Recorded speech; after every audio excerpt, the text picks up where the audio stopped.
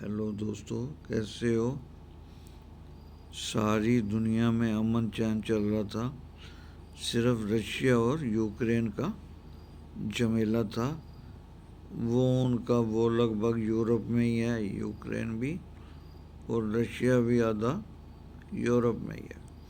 उनका अपना झगड़ा था, किस बात के को था, इस बात को भगवान जाने। मगर देखो, गाजा में, लेबनान में, गाजा में ये जो हमास के लोग हैं, इन्होंने उड़ता तीर जिसको कहते हैं ना, लेना, वो इन्होंने ले लिया और पंगा डाल दिया। इनको क्या ज़रूरत थी इसराइल के लोगों पे हमला करना, उनको मारना, उनको बंदी बनाना। हाँ जी, कोई ज़रूरत थी।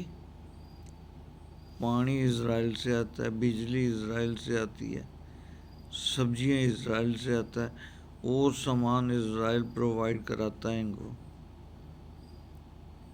इन्होंने सोचा हम यकदम अचानक हमला करेंगे और जी इज़राइल हमारे पैर पकड़ लेगा, हमारी दादागिरी हो जाएगी, हम जो मर्जी, जैसे मर्जी इज़राइल को झुका लेंगे। मगर ये भूल गए, इज़राइल एक ही इज़राइल है, वो दूसरा नहीं है दुनिया में।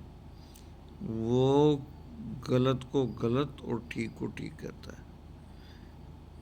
इज़राइल से पंगा तो इन्होंने ले लिया। उसके बाद इज़राइल ने जब इनको उधेड़ना शुरू किया, इनको जगह कम पड़ने लगी। अब ये भागने लगे, रोने लगे, मारे गए, आज इतने मारे गए, आज इतने मारे गए। फिर इन्होंने दुनिया से अपीलें करनी शुरू की कि जी सुलह सफाई करा दो। इज़राइल मानता है सुलह सफाई वो ऐसे ही कर लेगा। उसके इतने बंदे मारे गए, 100 बंदा कैद में है इनकी, ये रिहा नहीं कर रहे हैं। अच्छा, उनकी कमर तोड़ी इज़राइल ने। अब ये ज़्यादा खुरक लगी हुई थी ईरान को। इसने कहा जी मैं टकराता हूँ इज़राइल से। अभी तो 2-4 दिन हुए हैं ईरान से झगड़ा हुए, उसकी फेवर में और भी मुल्क आ गए हैं, छोटे बड़े, कि हम जी सरगना बनेंगे वहाँ के। देखो जी, हमने इज़राइल को मार भगाया।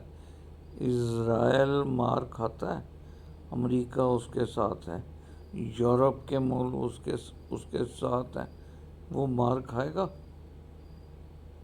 वो भैया जीते जी ले डूबेगा इनको। उसका अगर 1 पैसा नुकसान हो रहा है, वो 100 पैसे इनके नुकसान कर रहा है।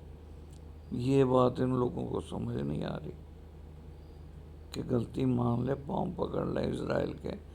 भैया जो नुकसान हुआ है उसकी भरपाई हम कर देते हैं, आइंदा नहीं करेंगे। ये अपनी बादशाहत करना चाहते हैं। देखें ऊँट किस करवट बैठता है, ये तो वक्त ही बताएगा।